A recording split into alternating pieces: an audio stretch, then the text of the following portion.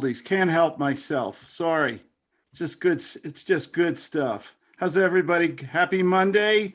I'm up here in the mountains. I'm back in Colorado, and I wish I could show you outside here.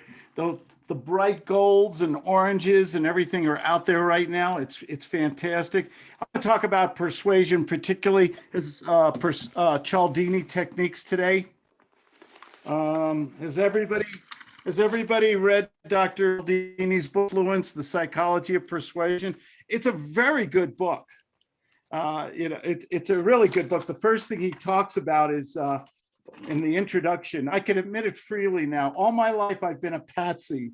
For as long as I can recall, I've been an easy mark for the pitches of peddlers, fundraisers, operators of one sort of another. Truly, only some of these people have dishonorable motives. The others, representative of charitable agencies, for instance, have the best of intentions. Why is it that a request stated in a certain way will be rejected, while a request that asks for the same favor in a slightly different fashion will be successful? Read this book if you haven't already.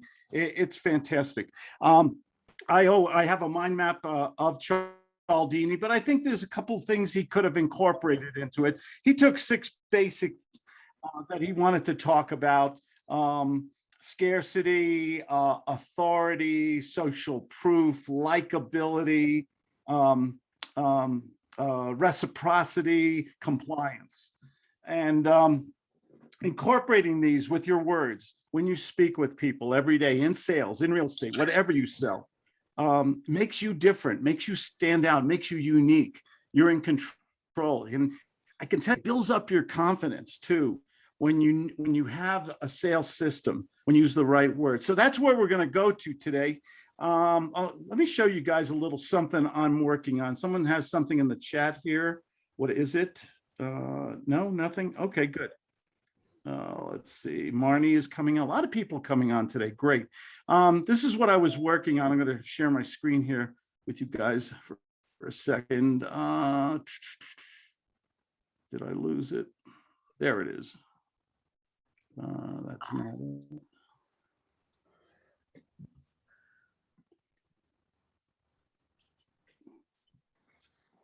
Can you guys see my screen?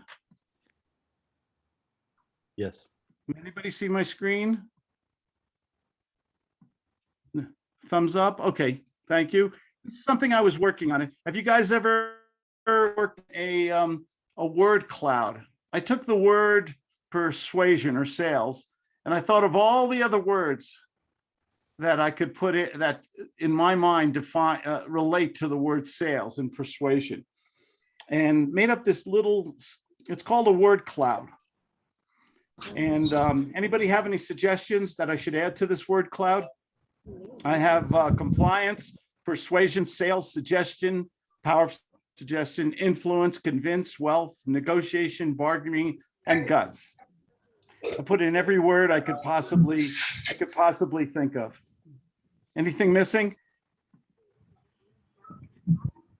You guys are quiet today. What's going on?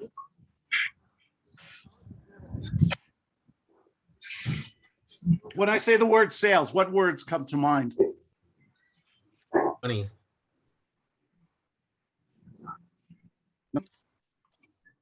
Unfortunately, some negative words. Really? Oh, that's true. What about the? Well, you say the actually more images of who is a salesperson. You know, right out of the chute. Not related to this group. It really depends on I guess on your perspective. I love sales. Sales has given me a great life. It has given me freedom. It has given me confidence that I didn't have at one time in my life. It's given me great things. I guess if you go to a prospect and you say the word sales, though, what is that? What do you think that really means to them? What do you think comes to mind? Pressure. Not a lot of negative words, right? Yeah, obnoxious. Manipulative, overpowering, right? I mean, I think I'm the only father in the world. When my kids were born, I said, "Hey, gee, I hope they grow up to be salespeople because I kind of like it. I kind of like to have this power of suggestion and influence with people. Getting It's someone to see your side of it's the your story. superpower. It is a superpower. It's a wonderful superpower. It can make you stronger. It can make you speak up in situations where maybe you were, oh, I don't want to, I better not say anything. I don't need that attention, or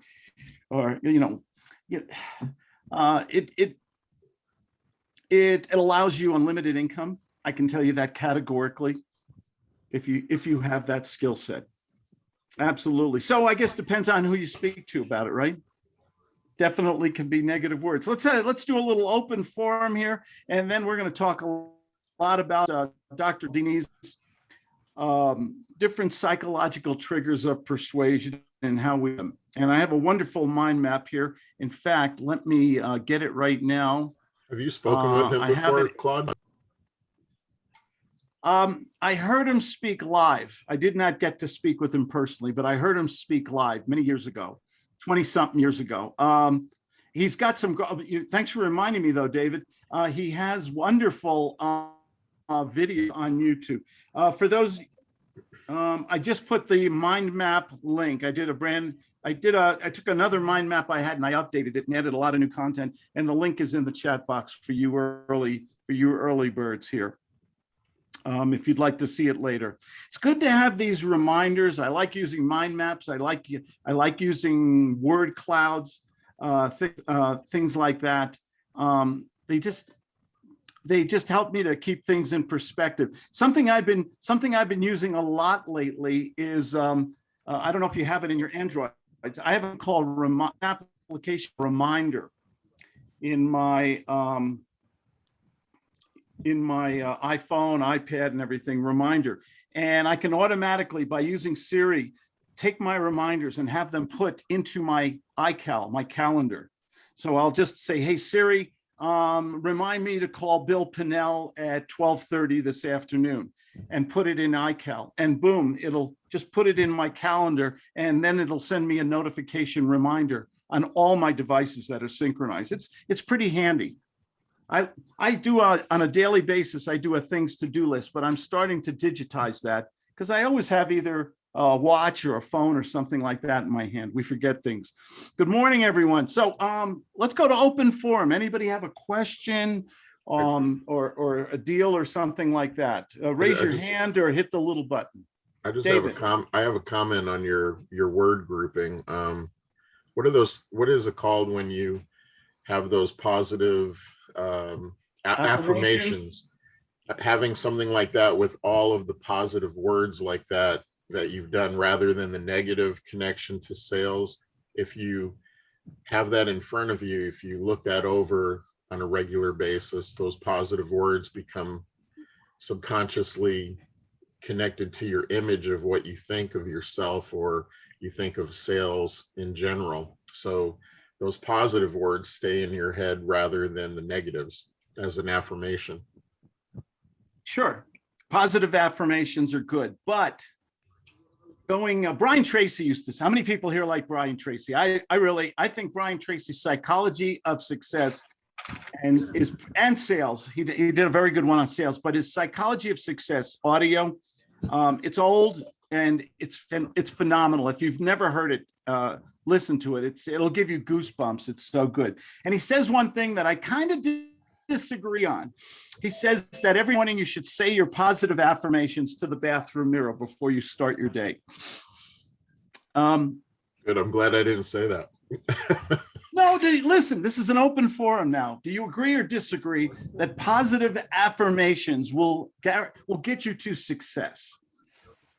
No. Anybody? It's part of it. I don't think it's 100% obviously will do it. You got to take the proper actions behind it, but having the right mindset helps. And with neuroplasticity, some of that is you have to take the action. Absolutely. I think I saw Jessica and Bill. Ladies first. Jessica, you go ahead, then Bill. Have to unmute yourself. No? I think it's, sorry, I'm outside. I'm kind of on the fly, but I think it's a great way to start your morning with positive affirmations. I find that exercise and up music make me feel good and get me to take action. Who said action? Bailey before. You've got to take action. Yeah. What is the thing that's going to get you to the best positive result? Making a sale, right? How do we feel when we make a sale, Bill Pinnell? Awesome. Very excited and going to the bank. It's like the second best feeling in the world, isn't it? Yep.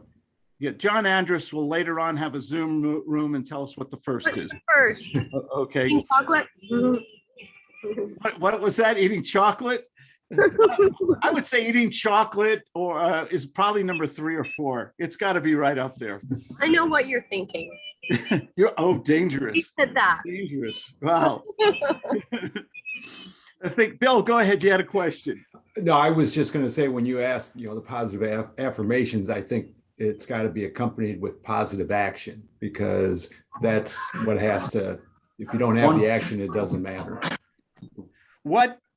When you make a sale, when that affirmation that leads to action, which leads to positive results, hopefully, what does that do to reinforce your confidence, your ability to do it over and over again? What happens? Don't you have to get the results eventually, Yeah. Bill? Yeah, it starts snowballing. You build up more confidence, and you just start increasing. You're excited to get going and do it again and again and again. And that. Well said. Builds I think- momentum. Yep. You've got to have that momentum, and you've got to get to the results, the positive results. You got to get the commission check. You got to get the sale, the contract, the appointment.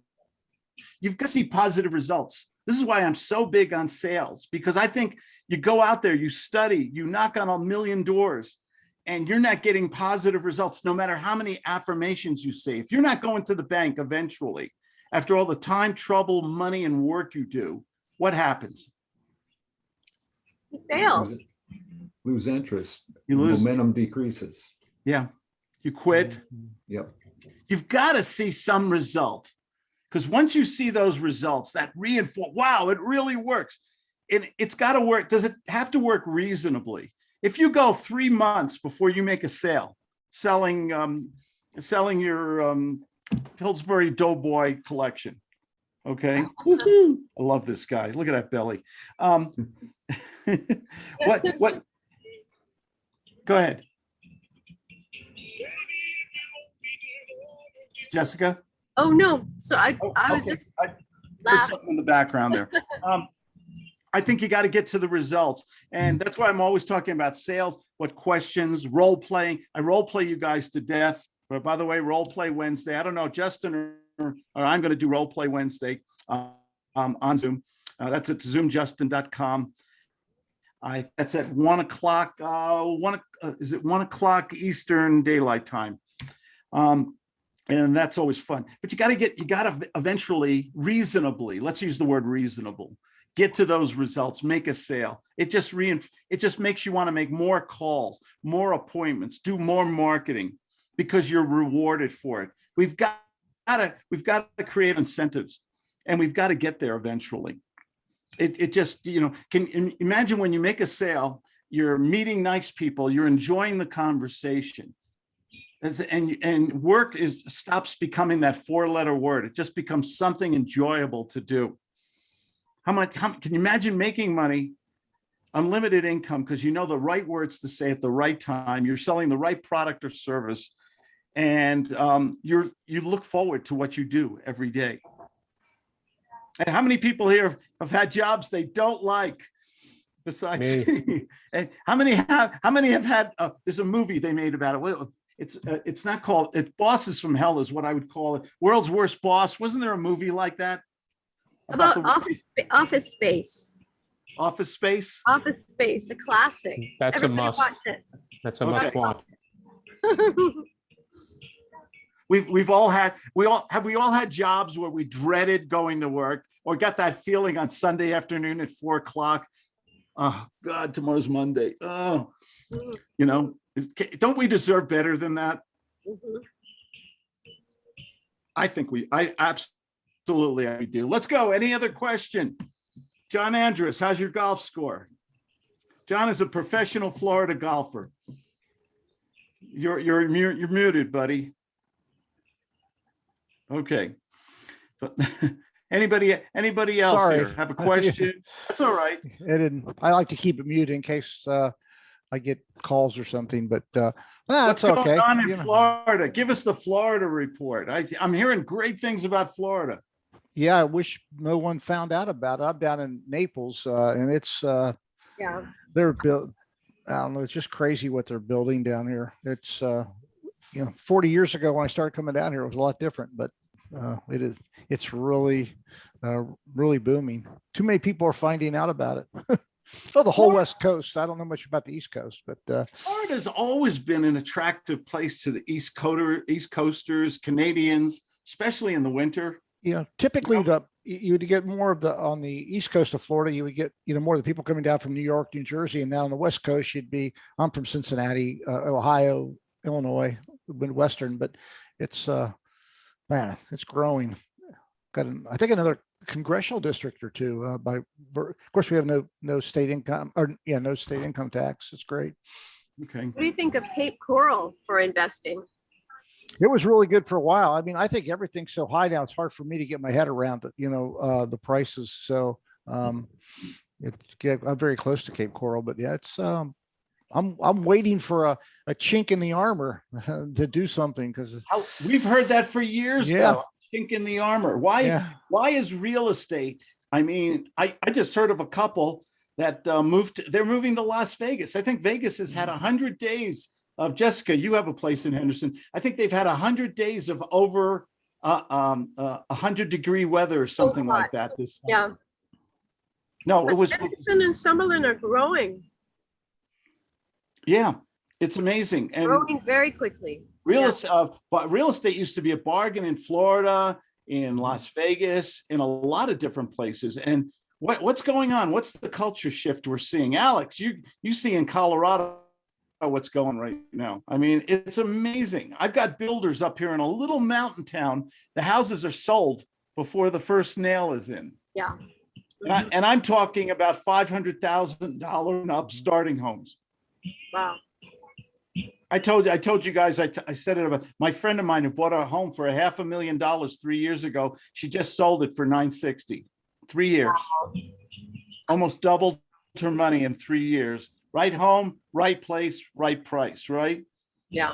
What do we know? Hervik, what do we know about real estate on a long-term basis? That it's always going to trend upwards. Always? Smoothly. Always? I mean, it's going to have its ups and downs. Eventually it trends up. Historically, I Yeah. guess. Maybe Right it will. home, right home, right place. You will never get. I had this conversation with my son. I was in Fort Collins yesterday, and we had talking about investing in stocks and things like that. What is absolutely the best investment you'll ever make in your life, financially? Your own home. Your own home. Your own home. Your own home. Right home in the right place. You get an extra $100 that month, throw it against the principal. So instead of paying for 25 years, you knock it down to 17. Instead of going out to dinner, throw another $200 against the principal. Instead of buying another big screen TV, throw $500 against the principal. What happens to the amortization?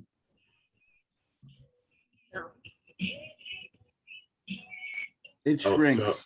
Tell the story of your greatest lease option. I don't know which one. The one You you're said, you know sitting, my. the one you're sitting in. Oh, Colorado, California here. No, Colorado. I've had some good story. I have a lot of good stories on real estate. This is a home I'm in.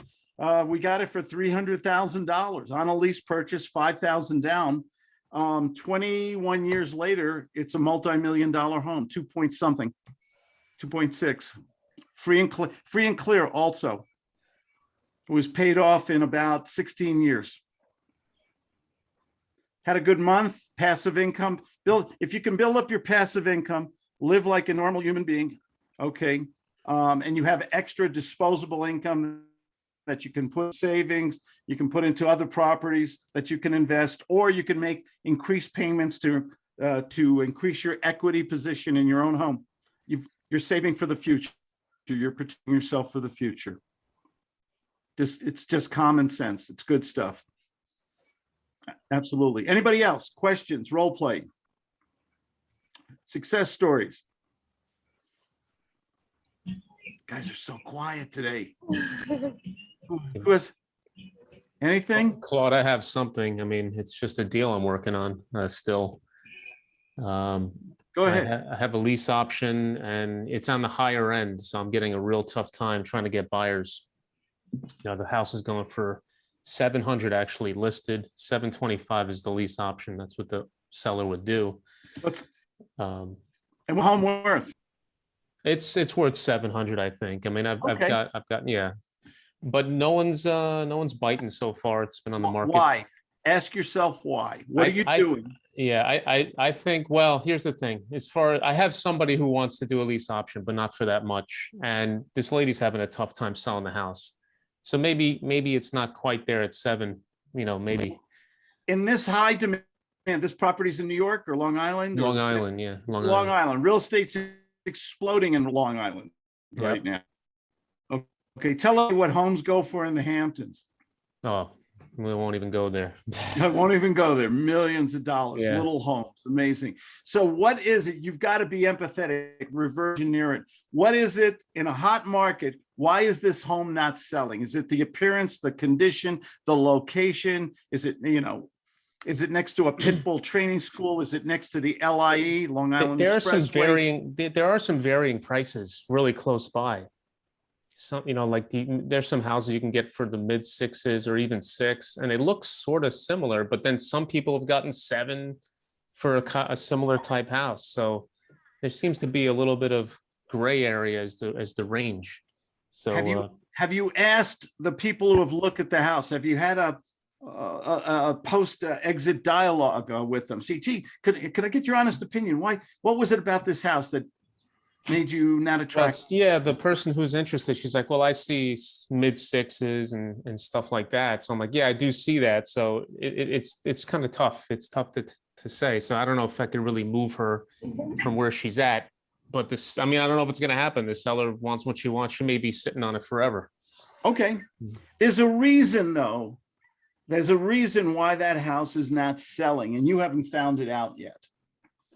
To me, it's like I said, it's because I think things are around the same price, around the same type of house, and it's a various range.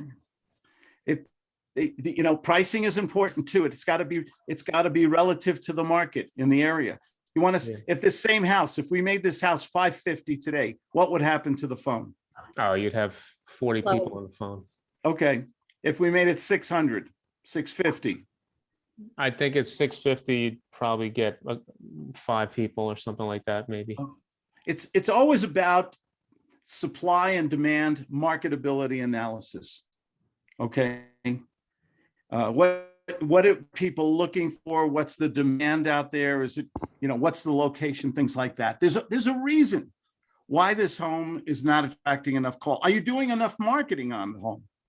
On my end, I've gotten over 60 requests, and most people are in the 5s, 550 as far as being able to afford. So this is on the higher end. I'm not getting the right kind of person as a tenant buyer option. Okay, so your market is in the $500,000 range, not in the 700,000 range. Yeah, I mean that's the kind of tenant buyer that's what I'm getting back. I mean that makes sense to me. I don't know how else to attract a higher person. Work like $500,000 properties in that location, or this is a rent to own. Is the rent is the option money? Are the terms attractive? Are you doing enough social media marketing? Are you putting out pictures, videos on a daily basis? I have an idea. Yeah. Sometimes Go ahead, Jessica. applying to an international audience, international market can bring a new kind of I was flyer. thinking about that. Do you know what's a good way of doing that? I would just contact, an international realtor organization, like one that has presence in Europe and, Claude, can you think of the best international real estate organization for that? I get phone calls. I use social media. I get people from all over the world who contact me through YouTube, through through all social media. It's international.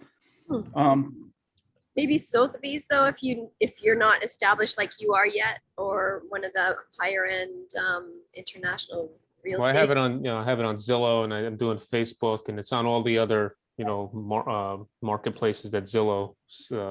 I would Google international real estate sales and see who comes up and contact them. You're strictly doing a lease purchase on this property, though. Something you've got to go back to the drawing board and ask yourself why you're not attracting the right people. Is it the pricing, the location, or the way the property is?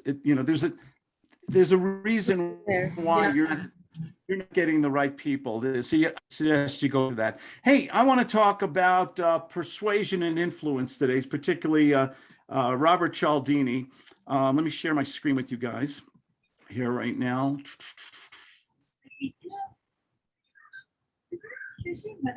Someone's got some background noise, please. Thank you. Okay, can you guys see my screen here? Here's the book. By the way, you can listen to the audiobook. It used to be on YouTube, and there's some good speaking engagements by Cialdini on YouTube. Let's go to the top here. His first one, reciprocity. What is reciprocity? It's asking something back. You give something to the prospect. Listen, I'd be glad to answer your questions. I'd be glad to send you that information. I'd be glad to send you a contract. But could you do something for me, please? Could you do me this small favor? It's like getting an IOU, isn't it? Yeah. Okay. Do we use reciprocity enough? I don't think we do. I think we get in this little honeymoon phase with people, and we don't ask them when we're in that special honeymoon phase. We don't ask for. This is when we should ask for something back. Mr. and Mrs. Prospect, I so enjoyed our conversation. Could you do me a favor? Could you get me back that contract today at 4:30? Could you do me that on or before 4:30? Would you do that for me, Randy? Would you, while you're eating that breakfast in front of all of us? You didn't bring enough for everybody, though, did you? Nobody brought me a bagel with lox and cream cheese this morning. See, the teachers did influence you when you were a kid. Now it's stuck in your head. Oh yeah, I'm easily. I am the easiest person in the world to sell. Why? What makes a prospect easy to sell? When you can appreciate the way they're selling to you, if it's the way you want to be sold. Yeah, Alan, you jumped in there for a microsecond. Well,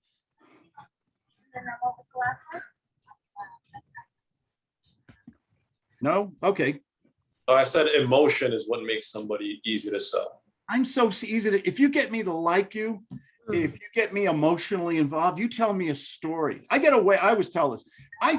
If I get a waiter or waitress and say, yeah, this is my extra job. My son wants to go to medical school and then join the Peace Corps and stuff like that. So I'm working this extra job. He's a great kid and everything. What do you think happened to the tip of that waiter? Goes up. Up. Do we love to reward people who take care of us, or we feel empathy? We understand what they're going through. We see they're working hard. Okay. Yes. What I'm going to sound a little chauvinistic here. What we do when we have a hardworking pregnant waitress, an obvious pregnant waitress. We give a big tip, don't we? Yeah. Mhm. Yeah, you guys know my one story here. I was going out to lunch with my wife and a couple friends, and we had a very young woman with a protruding belly. And I said, "When are you expecting?" And she said, "Expecting what?" Oh no! I get that a lot. But don't ever say it. Don't ever do that. Get that a lot. I get that every week.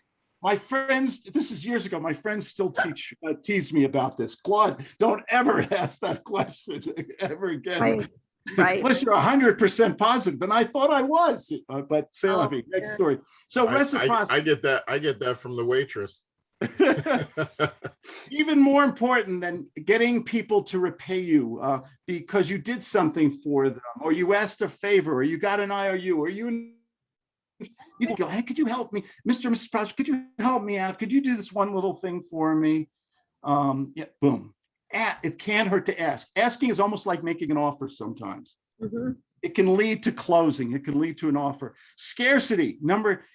Cialdini has 6 big things: reciprocity, scarcity, social proof, authority, and liking. I have a few others that I'm going to teach you guys today that we're going to talk about also.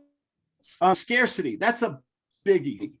Scarcity. When we say scarcity, we mean there's a limited supply, or we have limited time, or maybe the supply or the delivery time. Mr. and Mrs. Prospect, I'm sorry, we have a big problem right now. We only have 2 left of this model. Don't worry about it. A lot of people are looking for this particular model. I'm not trying to influence you or anything, but if you're looking for a car or this particular model of TV, we only have 2 left. Right. And we may not get any more for another 60, 90 days. What do you think happens when you tell people about scarcity? What goes through their head? An urgency. Do people want what they can't have sometimes? Hey Claude, could you give us an example using scarcity with a seller? You go to the supermarket, you saw that they had a 2-for-1 special coupon. Okay, and then you go there and you wanted your big bottles of Diet Coke, 6-pack. And they're sold out because it was a great buy. It was buy one, get one free. And you didn't really care, but you said, well, what the heck, maybe I'll take a look. And then it's sold out. What position sudden when you found out that everybody else bought it and there's no more supply in the store? Well, are you allowed to? Oh, sorry. You're kind of upset. You were kind of upset, and then did you ever find yourself, you didn't really know if you wanted something, but then when you went to the store and it was sold out, that's almost a little bit of social proof too, by the way. We'll talk about when everybody else wants something and the supply is limited, or you discover the supply is gone. What happens to your desire to have that or want that product? It increases. It goes straight up, doesn't it? Yeah. It increases substantially. So when we're speaking to people, do you think we should, can we use the scarcity of our time? Yes. By the way. Yes. Yes. Yeah. Jessica, I'm sorry. I know you're interested in my house and everything. I only have a few minutes here. I'm sorry. The phone's been ringing like crazy. And I have to go and show it to some other people. I only have this one house. I had 2 more, but they went really fast. And I think this one's going to be gone by Tuesday or maybe today. So I'm sorry. I only have 5 minutes to answer your questions. Please forgive me. I'll take it. What goes on when we take, it's also called a takeaway. People love to avoid the loss. Is scarcity emotional? Yes. Very, very emotional. What's the $1 million rule about emotion? We talk about this all the time. The $1 million on emotion. What is it? People make immediate decisions emotionally and justify them later with logic. Can we make them emotional with scarcity? Yes. All the time. Okay. But you have to be a good actor. We'll talk about that. You have to really you have to play your role correctly. You have to be a good thespian, a good actor. We're on the stage with people. Okay, this is how you persuade and influence people. Scarcity is a big one for me. How about consistency? Well, can I ask a quick question about scarcity? Are we allowed to embellish a little bit, or what do you think about that? Where we're sort of embellish. I love that word, embellish. That's a $10 word. We're stretching Tell everybody. a little. I've got one call this week. Is what you're really thinking, but you're saying I've only got a couple minutes because I got 10 calls today. What about doing that to make ourselves seem a little more scarce than we really are. What do we get when we're speaking to people? Do we want to sound like one of a cast of thousands, or do we want to make ourselves sound professional, unique, and authority, which is also, do we want to make ourselves, a lot of these blend together. We also have to make ourselves an authority figure while using scarcity and reciprocity and consistency. You used a great word, embellish. That's a $10 word, Jessica. Tell us what you think it means. It just means to kind of stretch the truth a little. When you're doing sewing, when you embellish something, you're adding a frill or a fur. You're adding kind of. Did you ever have friends who just had Seinfeld did an episode where his friends had a really ugly, baby? Okay. Oh. What do you say to your best friends who just had the ugliest kid you've ever seen? Oh, you say. Oh, I bet he's smart as hell. Yeah. Really? Oh gosh. Cute feet. Cute feet. Jessica, one of the guts rules is act like a millionaire. So I with what you saying embellishing, I kind of put that goes with acting like a millionaire.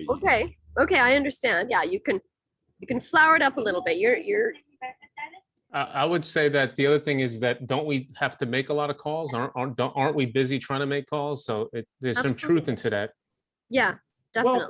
Well, it just means you're putting a positive spin on it. You're not lying. I don't consider embellishing lying. I don't think you should lie. Right. In sales, because if you lie, you're going to get caught. You're going to embarrass yourself. You're going to customers. It's not the way to sell. But when you embellish something, when you tell a story about a product or a service, when you paint a picture in their mind, is that embellishing? Jessica, I could see you and your significant other in this home by the pool here, and you are just going to have so much fun. You're going to be in one of those inner tubes on a nice sunny day. And you're just going to be enjoying each other, drinking martinis or margaritas and the pool, everything. Sun's out. It's going to be a rainbow in the sky, and unicorns will come visit you. Is that embellishing? Wow, I'll take it. Yeah. I don't have a problem with embellishing because you're putting a positive spin to create demand. Okay. Now you can go. It comes in degrees. Great question, by the way. Excellent question. I love that. Anybody? So consistent. We were talking about consistency here. Can we get people to say yes? We call these micro commitments. I think I did a beer with Claude on micro commitments a couple of weeks ago. What happens when we get people to say step by little bitty baby step yeses? Yes. So do you see yourself in a home in the next 30 days? Oh, yes. Oh, you haven't discuss this with your banker or mortgage broker, right? Have you thought about what kind of down payment? You're getting them thinking, asking questions, and getting a little. Yeah, if you found the right home that met with your budget on a timely basis, how would you feel about that? What would you do next? Oh, we'd be, yes. What happens when people consistently say yes? They're on a roll. On a roll, and when we get to the big question, Jessica. Alex, both Alexes, Dave, what would you like to do next if we could solve this problem in a timely manner that works with your budget and would solve all your problems and remove all that pain? What would you say to me next? Yes, let's do it. Yes. You got to get into that positive habit of asking those kind of questions. Getting the yes, if they say, what does that tell you right away? No, I haven't looked into my finances. No, I don't know if I have a down payment or option money. What does that tell you when they say no? What should you be doing? Getting off the phone. Or maybe you get off the phone. If they don't have the money and don't have a willingness to talk about it, I'll agree with you, Mr. Skolnick. Yes, change your tack so that you're going to get some yes answers. If you're talking about money in the beginning, and you're getting obfuscation, another $10 word, or you're getting someone who doesn't want to talk about the money, should you just go on to your show presentation? No, you throw out multiple choice, or you use some type of you give them some something to choose from. Give them something to choose from. You better take care of the money up front. Why? Because if you spend hours answering questions, doing contracts, and the money is a big problem, they don't have any. They don't have the authority to spend money. They're waiting to win the lottery or something. How much time should you spend with those people? Not very much. Not very much. That's when you get to politely fire the prospect. You can follow up with them. It's on their score, their EQ, they're a 1 through 10, they're a 4 because they don't qualify for whatever reason. That means maybe you call them and get back in 30, 60, 90 days. Sometimes situations change. You set a follow-up system, but you got to get that consistency. And if you get a no, you know it's time to fire the prospect politely and get out. See the power we have when we utilize these different psychological triggers of persuasion. We have a lot of power. This power is not for us to bully people or intimidate them. We don't want to treat people any other way than we want to treat people the same way we're treated, right? Yeah. Don't we have rights in the sales process where we can put a value in our time, knowledge, and energy? I always say that. Don't we have rights on that? What do millionaire salespeople do that the other 99 struggling people don't do? They don't waste time with the prospect. They don't waste time with unproductive prospects or situations. Very good. Let's talk about social proof. Getting background noise from somebody. Yes, somebody, if you got a little background noise, please hit your mute. I'm in. I love you to join in. Okay, there we go. Social proof. Social proof is a biggie. If you're going to a restaurant, and you get to and you didn't know if you were going to go to one place or a chicken and seafood place or a steakhouse or a Thai restaurant, and you go to the one and you go by the one restaurant, and you see a long line. What happens? What goes on in your what goes on in those brain cells? Oh, that place must be really good. That must be good. Look at all those. Are we influenced by what other people buy, do, say, exhibit? Are we influenced by people's actions, words, things they purchase? You better believe it. Anybody here ever hear of celebrity endorsement? Who makes that great little grill? That super little grill. I think it used to be a box. George Foreman. George Foreman. How rich is George Foreman now? Why do people buy a George Foreman grill from a man who was a boxer, not a chef he likes to cook. Okay. He likes to cook and he's got a great personality. Is George Foreman still around? I hope so. Yes. Okay. Yeah. He's worth about 400 million. At least he's making more money selling products in sales than he ever did getting into the boxing ring. Wow. Absolutely. Why do people buy Air Jordans? Because Mikey wears them. Because Jordan's cool. Yeah, because Michael Jordan wore them, right? Great basketball. Run faster and jump higher. Right. Like PF Flyers. Are we influenced by celebrities? Absolutely. We see them all the time on packages and things like that. They're like a role model to us, right? Role models too. Claude, I got a quick question. Go ahead. Could you give us another example with using social proof with a seller? Like you're trying to buy a property from a seller. Mr. Seller, do you know why I'm successful? Do you know why I buy and sell a lot of houses? Why I'm driving that nice new XT8 outside your house? Do you know why? I don't know. Take a guess. You're a smart man. Well, I assume you're really good at what you do.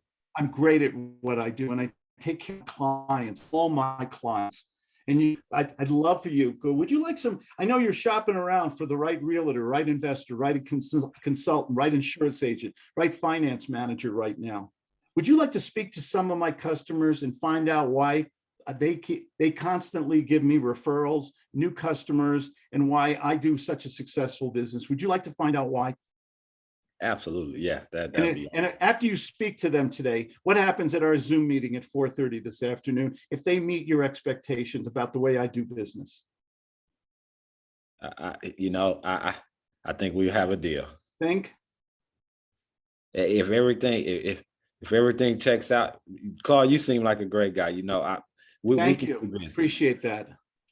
I appreciate that. Thank you, sir. I want to earn your trust. I want to get you the right product, the right service. I return all phone calls. You know how you give somebody money or do a contract from you and then they ghost you?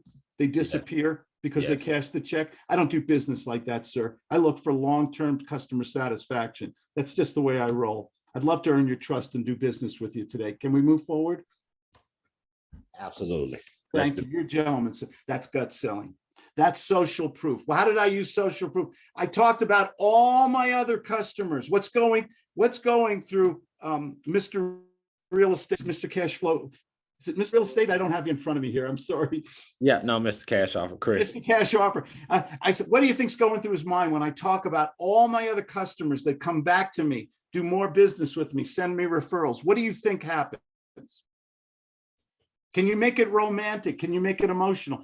Sir, Build trust and the trust. Oh, and that's, by the way, what you just said, Cialdini doesn't have that word trust in his 6 psychological triggers. He does say, we'll move down to liking or likability. How important is it?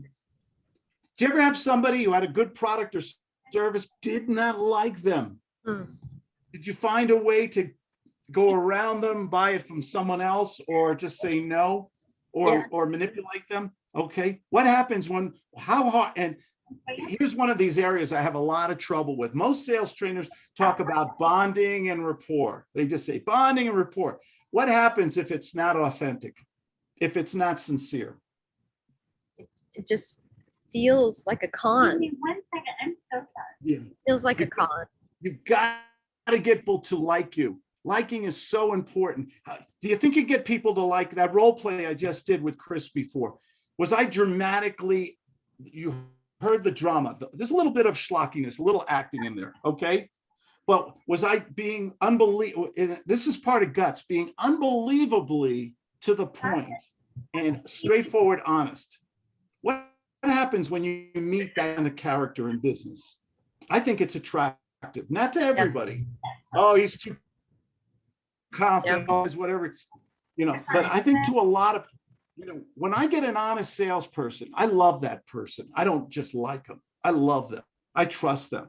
I want trust. I even want somebody, when you get to likability, do you think you can get likability, or even more important, trust, when you say to somebody, you know what,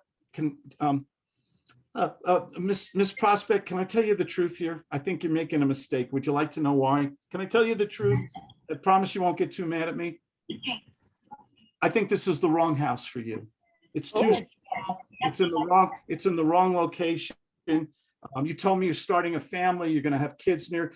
It's too far away from the schools. The crime statistics are not the best here. Maybe I'm killing the sale. Do you mind me telling you the truth, or should I sugarcoat everything and just make you feel good today? You'd earn their respect and trust when you do that. Yeah. Don't you love a financial advisor or car salesperson or real estate? A lot of people in real estate here who tells you the truth and who gets right to the okay? Or I'm a New Yorker, a New Yorker who moved to New Jersey and then moved to California is the let's have lunch crowd.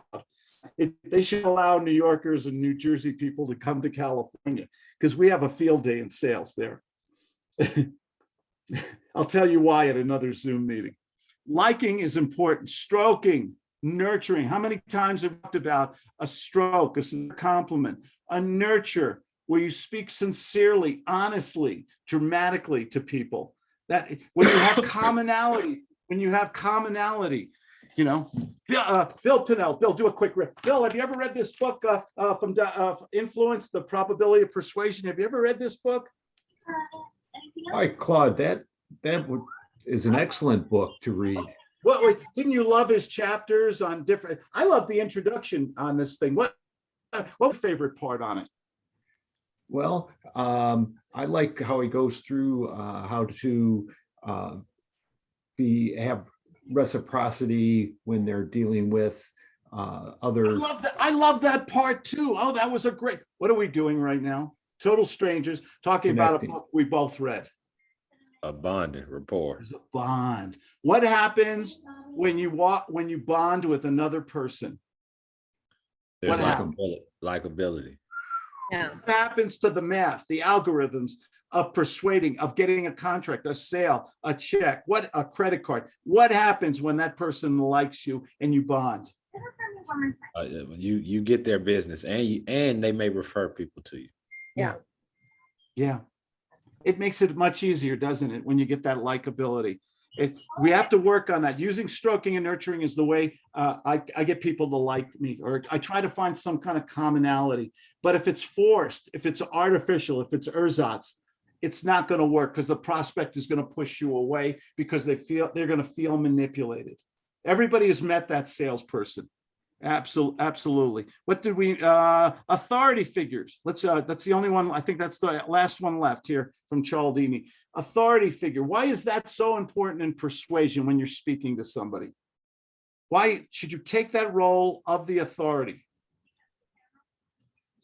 You want them to feel like you know what you're talking about. You've got experience and you're, in the know, in the wiser for advising them. Yeah. One of my favorite lines, Jessica, can I tell you the truth, or should I just make you feel good today?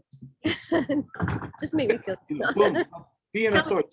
Jessica, you know what? I've been doing real estate for years. And I think on this particular deal, we should you're not sure how long your company is going to keep you here, which I would recommend in your best interest that we structure it as a 2-year rent to own, which means that in the next 24 months, if you know your company's going to keep you here, you can buy the home. But if not, if they move you to somewhere else, does that make sense? I hope you don't mind me speaking so direct to you. No, I know most people would rather just sell it to you, but I want to make sure you do the right thing here.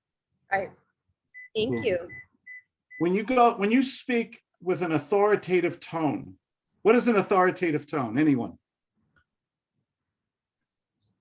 Like a doctor, like you know what you're talking about.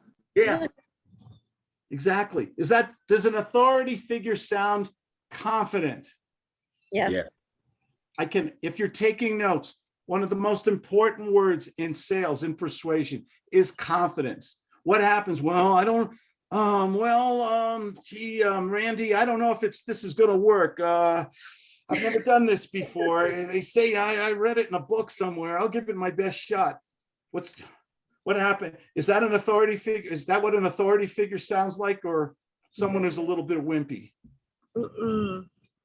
Wimpy. Yeah.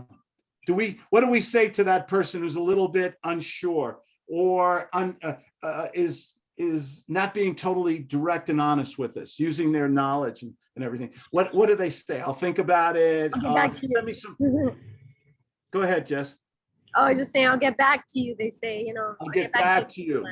You don't make money. When you speak to people confidently as an authority figure, you tell stories, you bond, you get likability, you bond it with social proof. This is the way I have other customers, things like that. This is the way I've been in business. This is what I do. This is how I do it. My customers like me. Could you do me a small favor and give me something back? Oh, we have a limited supply. I have a limited amount of time. This is in your best interest. How do you feel about that? Can you say yes to the deal? Consistency. When you put these all together in your words, in your questions, in your stories, what is the likelihood of making a sale? Much higher. Increases. Yeah. It increases substantially. What are the things that I think Cialdini is missing? Let's talk about that a little bit. Can you guys see my screen here? Yeah. Okay. These are some of the things I wrote down.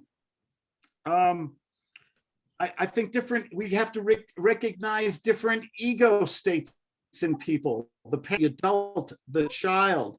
I've talked a lot about Dr. Eric Byrne, games people play. I'm okay, you're okay. There are different ego states. Ego states are very emotional. You want to recognize that. Is that prospect a child? Are they a parent where they're either nurturing you or very critical to you? Or are they an adult? They're non-emotional. They want a nice adult to adult dialogue. Don't we love those when we're talking with people and there's that mutual respect and we're making a connection, don't we love that? Do we have to recognize the state where the prospect is trying to bully us or act immature or manipulate us? We've got to recognize these different emotional states. I could do a seminar just on that alone. We need to, Cialdini doesn't talk about it, but we have to, I got a spelling error there, I hate that. We have to create different emotional states. Back to that $1 million rule. Who said it earlier? People make decisions emotionally when they get emotionally involved. It's the $1 million rule. If you just give them features and benefits and intellectual gobbledygook, you're going to get, I'll think about it all day long, and they're just going to compare apples and apples all day. But when they get emotional and you bring in all those different things that we spoke about today, your chances of closing go through the roof. Storytelling. Why are stories so important in sales, in persuasion, and getting people emotional? It helps them feel the pain of Yes. what they need, that greed or fear. Yeah. Yeah. We have to be a thespian, an actor. We're on the stage with somebody. Are we responsible for not get, we want to keep ourselves, I have it down here, controlling your emotions. We want to make the prospect emotional. We can't get emotional. Do we play a role, not to be manipulative or controlling, but to get the prospect comfortable? Should we play that role? What kind of personality does a prospect in your business, ask yourself this question, what is the personality that that prospect is looking for in order to do business? I'm looking for someone I like, and someone I trust, and someone who speaks straightforward to me. When I get somebody who dances around a question or obfuscates the question or doesn't acknowledge a good question or doesn't say thank you to me, by the way, how important is it to say thank you? Recognize things like, great question. Thank you for asking. Oh, I love, so important to be a good actor in sales, to play the, even if you're having a bad day, and you and that prospect senses you're having that lousy day, you're going to make a sale. How does someone successful sound when they're speaking to a prospect? What does a successful, happy person sound like? Hey, let's dance. Let's have some music. Hey, how's your day going? I'm having a great day. Why are we talking today? If you got a problem, tell me about it. I'll offer you a few solutions. Maybe I can help you. Okay. Genuine and confident. Confident, genuine. I like that word. You got good words today, Jessica. Thank you. You're a wordsmith. Always good words. Words are so important in prosperity. Yeah. Words are, you got to be a wordsmith. Yeah. The right words at the right time, the right stories, the right questions can make you wealthy beyond comparison. Anyone else? It's about the right words at the right time. Vanity. Do you think we should talk to people about vanity? I threw that in there. When you go to somebody, if you were selling cars, what you just say, and you're selling brand new, beautiful Lexus cars or something like that, what do you think you should say to that person? How would you affect someone? Appeal to their vanity. It's okay. You would look beautiful in this car. This. Oh, would I? I don't know. I've always been driving. I've been driving my little explode on rear impact Pinto here. Sometimes people don't like to get in the car with me, though. This would just complete your look. This beautiful new Tesla in red. Oh yeah, it doesn't have a. It's not a convertible, is it? We do a convertible model. Yeah, absolutely. Oh wow, yeah. Tell people, using that vanity. Is vanity in sales important? You better believe it. How about Dave Skulnick brought this up in the Skype group? Feigning ignorance. Is that a way to get closer to a sale? Should we answer every question they give us? No. Brandon Carswell, what do you think? Should we answer every question? I know every question you're going to answer. Ask me, Mr. Carswell. Or should we use 3 words once in a while? Never answer any question, all the questions they give you. Ask questions. Ask questions. What's the best answer to a question? A question. You know the answer, but you want to get more information. A question. What's my 3 favorite words? I don't know, Claude. What should we say? See, he's using my own shit against me. I love it. Act ignorant. I don't know. Act ignorant. I love it. Why should we feign ignorance? Right here. Why should we feign ignorance sometimes? Aren't we salespeople? We're supposed to know all the answers to all the questions. Why would it be strategically to our advantage to say, I don't know? Great question. Oh, Alex Galgullion, great question. Now, Alex, I don't know. I'm not sure if I know what you meant or why did you ask that particular question? Great question. Why did you ask that one, Alex? It must be important to you. Help me out. Show we're human, maybe, or Alex, Yeah. I know it's a great question, Claude. I don't know. well, you brought up about price. You have a budget for anything in you. A lot of times when I buy something this expensive, I think about what it's going to cost me per month. That's not something you're considering, right? Yeah, actually, the finance is important to me. Good for you. Finance is important. Do you have a round numbers, 500, 750, 1,000 a month for this brand new Lexus? Yeah, I'm thinking about 600. 600 a month. Yeah. I'm not saying I can. I got to talk to somebody. I'm not sure. But if we could get it close to that 600 or less or $2 more, if I could get it somewhere in there, how would that make you feel? Well, yeah, that's what I was looking for. Yeah. And if we could get that within your budget, the right car, so that you make more money and you're as a realtor, as a salesperson, and it works within your budget over, how would you feel about that? What would happen next? I'd say yes. Yeah, let's go. I'm sorry, what? I'd say yes. Let's Thank you. I appreciate you. I like doing business with you. You're a straightforward, honest guy. Thank you. I don't get a lot of customers like you. It's really a pleasure to do business with you. Thank you. Stroking, nurturing, feigning ignorance, put it all together. Okay. This is how you get people to yes. You've got to control your emotions sometimes. What happens when we get, pardon my language, when we get pissed off, we get this nudnik, this irritating, this person, what do we call them? A gadfly. You know that fly that keeps buzzing around your head and you keep swatting it, keeps following you no matter what. Did you ever get a prospect like that? Randy's shaking his head while he's driving there. I know he has. When we get somebody who we don't like, how should we act? Tough question. Somebody else speak. Somebody who hasn't spoken up before. Hervik, you jump in here, buddy. What happens when we get a client, we don't like them? How should we act? How should you act when you don't like a client? You don't like them, but you don't like them. They're irritating, they're annoying, they're disrespectful, but you're close to making $50,000, but you don't like this. You don't like this person. Should you get emotional? How should you? No. You gotta just suck it up and stay focused. Because what happens after you make that sale and you get that $50,000 commission check? What happens? All that stuff goes out the window. It all goes away, baby. Who really wins when you control your emotions? And maybe I'm not saying that someone who goes, really rude or something. Like sometimes you got to step on their toes a little. I've had people who said things inappropriate, and I told them, I said that, that's uncalled for. That's inappropriate. Let's not use that kind of politics or statements or things like that. This is a time and a place to do that. But if you're hungry and you got bills and you just got someone who's just plain annoying. Yeah, what do you suck it up, stay focused. Suck it up. Here to do. I like that. I like that. How important is trust? We talked about that earlier. Cialdini doesn't talk about trust as much. He talks mostly about likability there, liking.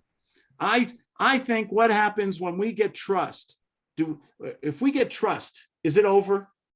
Yes. What happens when has anyone ever here met a salesperson or a professional and you trust them implicitly? What do you do with the information or the products or service they're trying to sell? What do?